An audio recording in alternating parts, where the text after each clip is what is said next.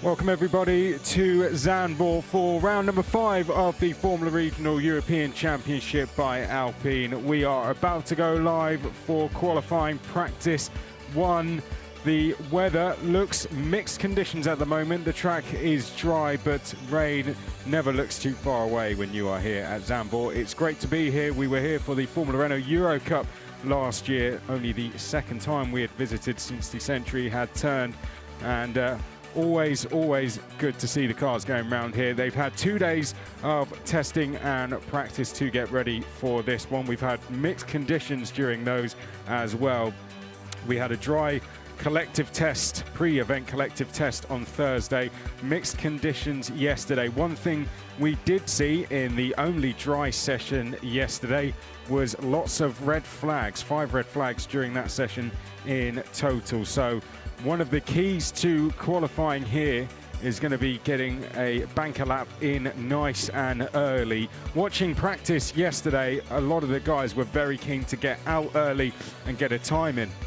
Speaking to Alex Quinn yesterday, one of the many drivers I got to speak to, he was telling me that the difference between when we came here last year for Formula Renault Euro Cup and now here as the Formula Regional European Championship by Alpine is that there's a lot more cars, 33 drivers here in total. Sadly, no Belen Garcia with us, nor Alessandro Famulero, but we do welcome back Michael Belov. He's now joined the G4 Racing team, having slotted with the JD Motorsport team for his first outing as a wild card at Paul Ricard, where he took 2 seconds.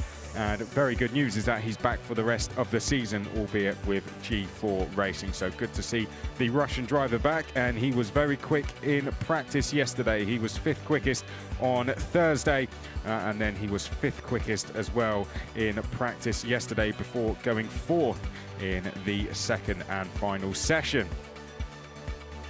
Gregor Saucy is your championship leader, had a great run at Paul Ricard, sadly was disqualified from the first race, but went on to win the second race, took both pole positions.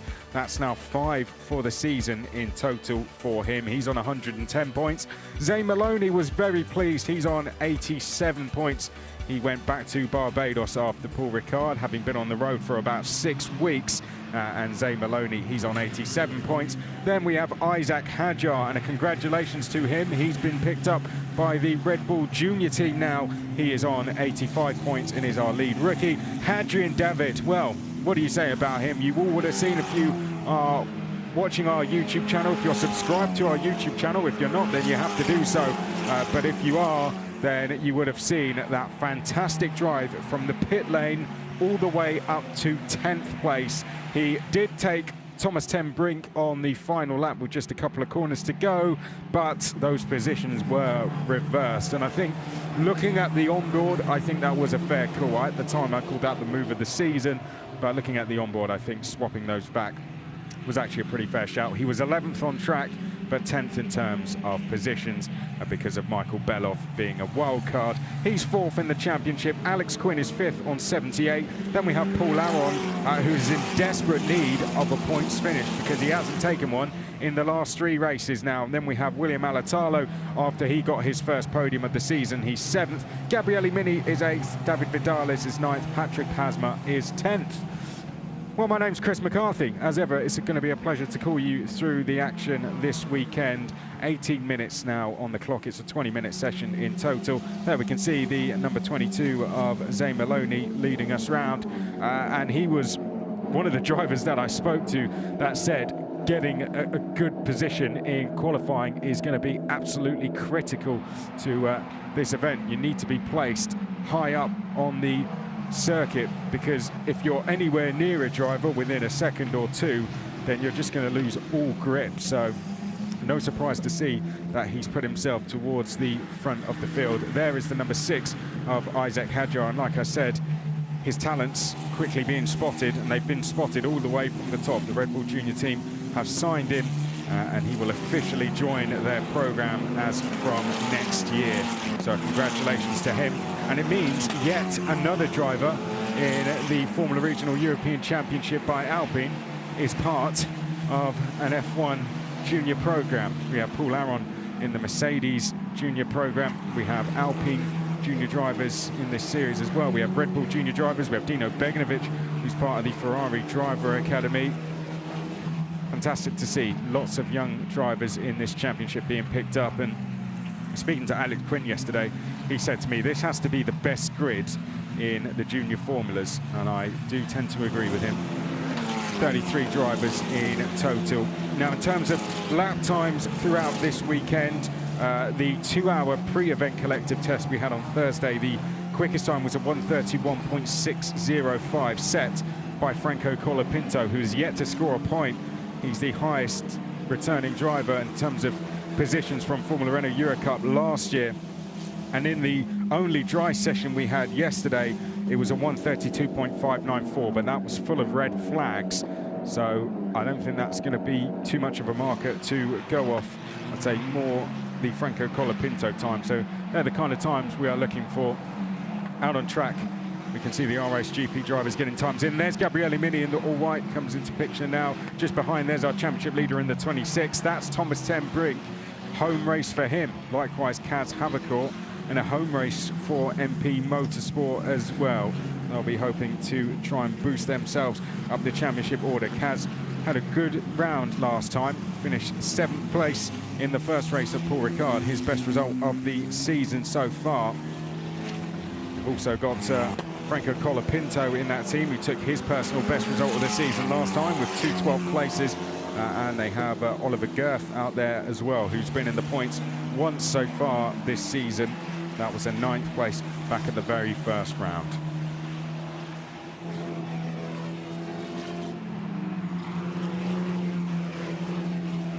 Well, there's Gregor Saucy, very happy coming into this weekend, feeling very confident. His championship lead looked very slim at Paul Ricard, but once again, he has a bit of a buffer over the rest of the field. He's just backing off now, just to give himself a little bit of a gap to the rest of the field.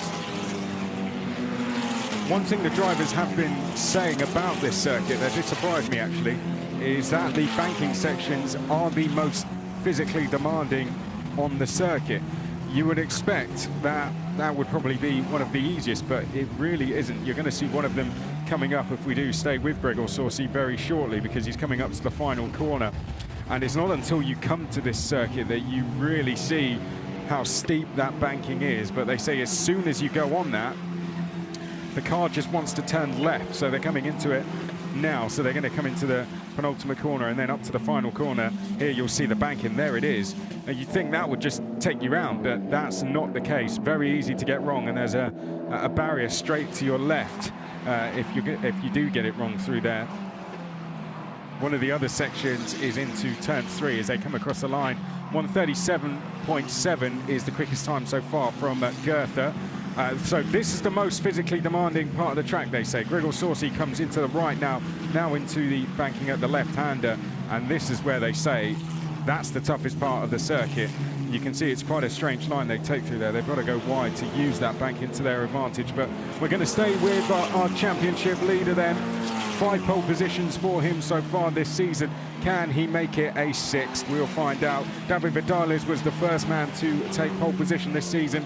He's absolutely loving this place. He told me yesterday Isaac Hadjar has also been on pole this season as well, as has Zay Maloney, the latter two taking pole positions back at Monaco. But it looks like they're starting to get some push laps in now. Like I said, we've been prone to red flags this weekend, so we need to get a time in nice and early before we get to coming into the pits.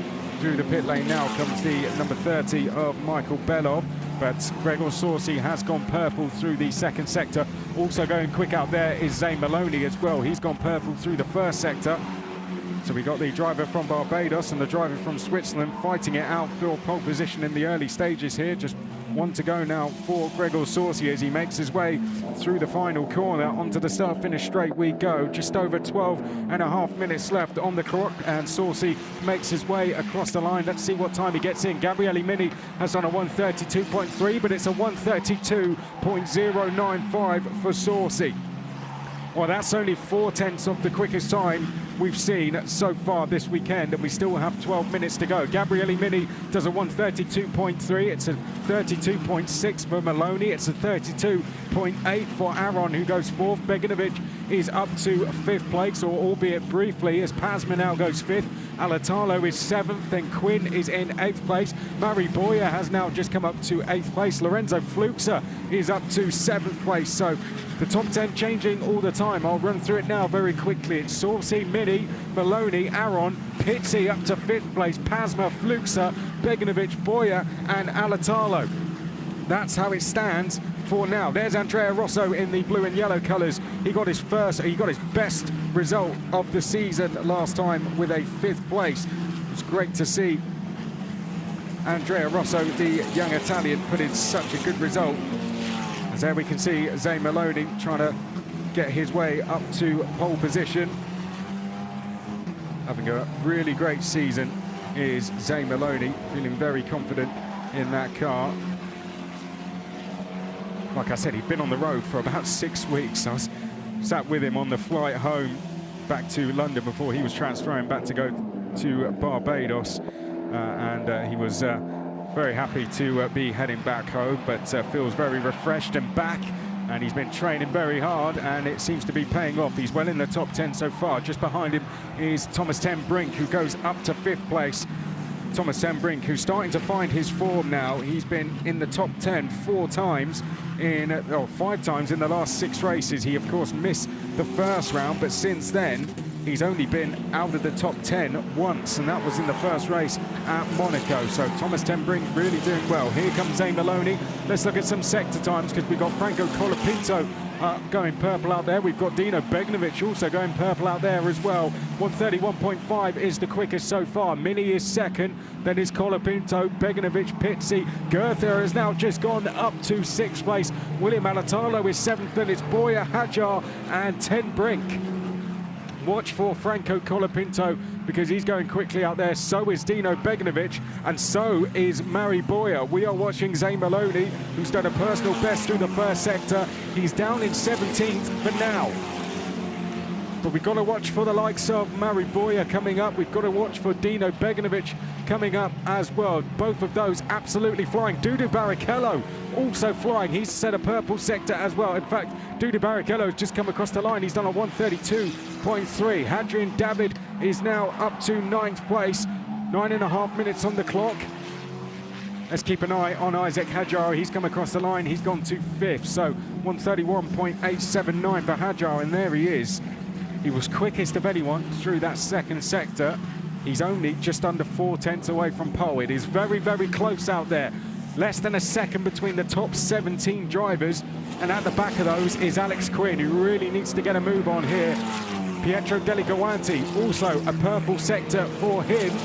22nd on track at the moment, but he's about to cross the line very shortly. In fact, that's Patrick Pasma, apologies, who's on a purple sector. Let's see where he can put himself. There he is. We've picked him up now. Through the final corner he comes, and he's gone up to 15th place. So not quite the first and third sectors that he needed. Your top 10 now with Saucy, Mini, Colapinto, Beganovic. Then we have Hajar, Pizzi, Goethe, Alatalo, Boyer. And behind that, Hadrian David. 8.5 minutes on the clock. Pit lane is to your left. It looks pretty empty at the moment. We might see 1 or 2 come in very shortly. Patrick Pasma still trying to get in there. We've got lots of drivers going quicker. We've got William Alatalo going quicker on this lap. We've got Lorenzo Fluxa going quicker on this lap. Pasma's going quicker on this lap as well, as is Paul Aron, who's down in 22nd. David Vidales is 21st. We pick up Gabriele Mini now. He's only just under 2/10 away from pole position.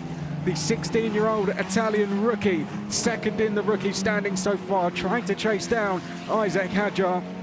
Gabriele Mini's had a fantastic season so far. He's had 2 podiums, one of those coming at the last round where he finished 3rd place. Let's see where he can put himself. Can he put himself to the inside of that front row as he makes his way up towards the line now? Are we going to see an improvement from Gabriele Mini? Yes, we are, and he goes to provisional pole position. Fantastic try from the ART driver. Gabriele Mini, it's his very first time here at Zandvoort, but he has gone quickest. like it is for many of the drivers racing here for the first time. Some were here last year for Formula Renault Euro Cup, some were here the year before that for ADAC F4.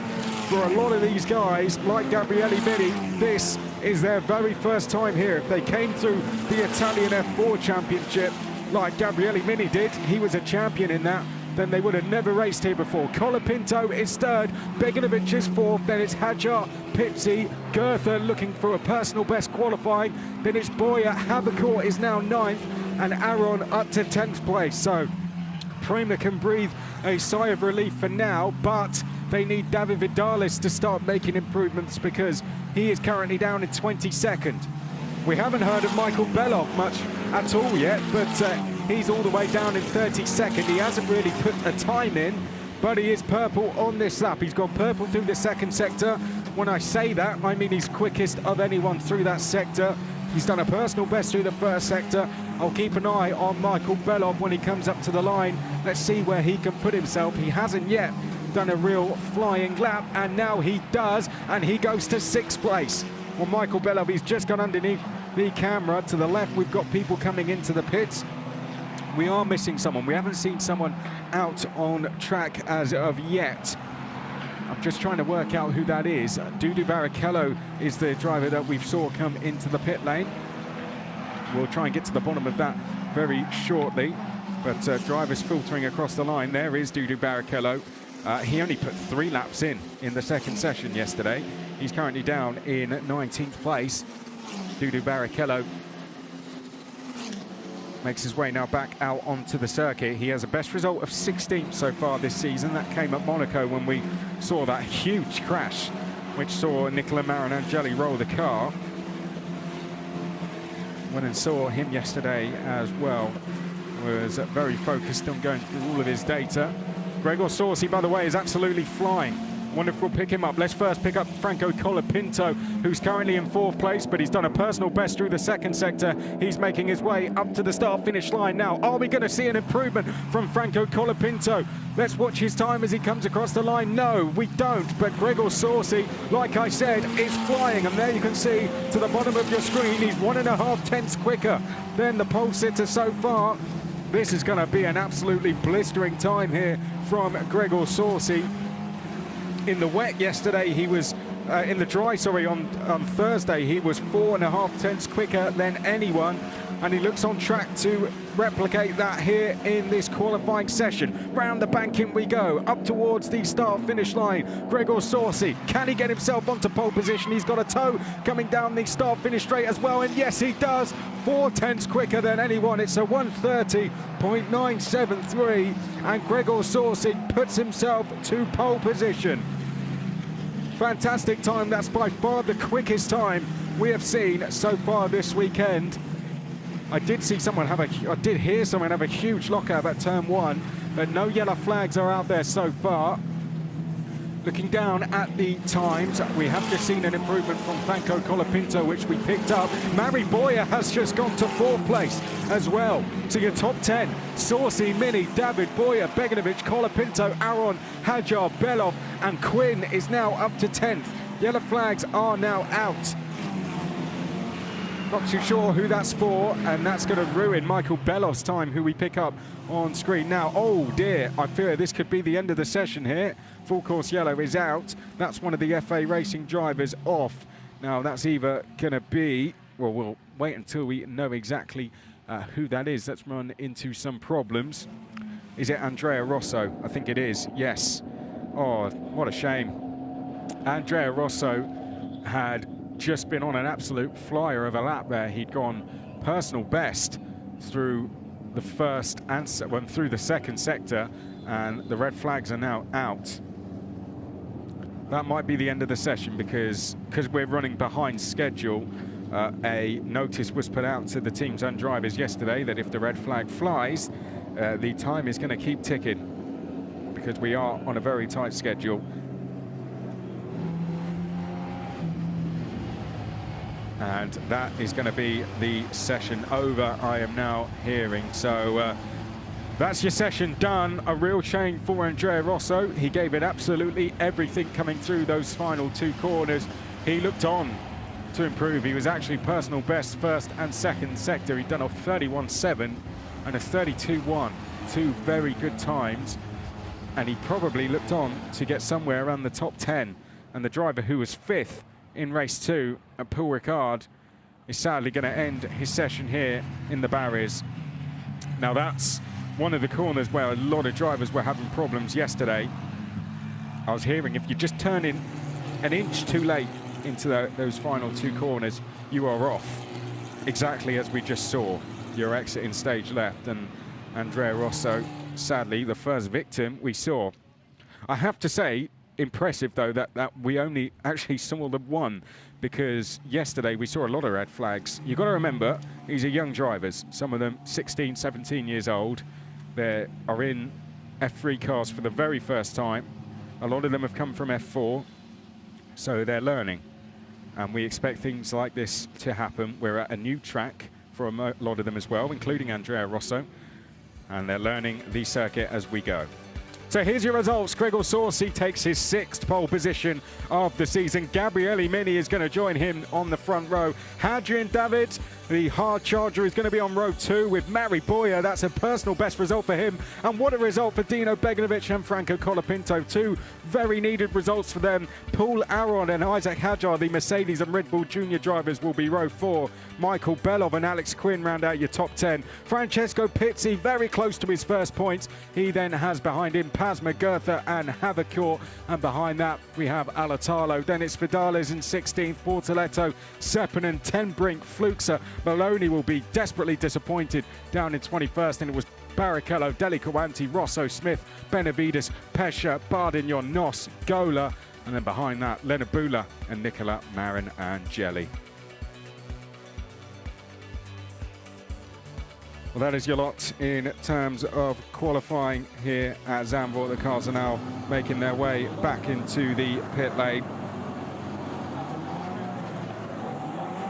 A shame for the drivers who never quite got that final lap in, but like I said, they all would have known that getting a lap in early was crucial. The earlier you can get the lap in, the better, and that is exactly what we were talking about. For anyone who was saving themselves for a final couple of push laps at the end, not going to happen. You're really risking it there. There's Tommy Smith coming in now, the Australian who's racing out of Australia for the very first time, or out of the Southeast Asian region for the first time. So he's got a lot to learn. This kind of track is not what he is used to at all. And Tommy Smith, I'd say, is doing himself a good job. There's Andrea Rosso. Like I said, he could be very happy with his performance at the last round. 13th place for him in the championship, and he got his 2nd points finish of the season. That boosted him all the way up to 13th in the standings.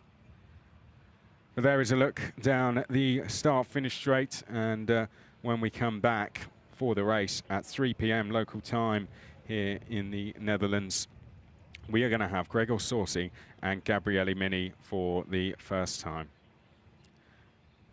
So let's look back then at what happened during this session. Well, they came out nice and early as expected. Red flags were expected, so getting those times in early were crucial. There, the newly signed Red Bull Junior driver, as from next year, Isaac Hadjar. Our championship leader, Gregor Saucy, was not messing around either. However, he was being challenged early on by this man here, Gabriele Mini, who put himself on provisional pole position. Zay Maloney was getting himself inside the top 10 as well, having been outside of the top 20 at one stage. Dudu Barrichello had hit a curb somewhere too hard at some stage, and he needed to come in to change that front wing. But Gabriele Mini put himself to the top. However, Gregor Saucy waited and waited, and then he put himself on pole position by over 0.4 of a second. Then we sadly ended the session with just over 3 minutes to go after Andrea Rosso came off.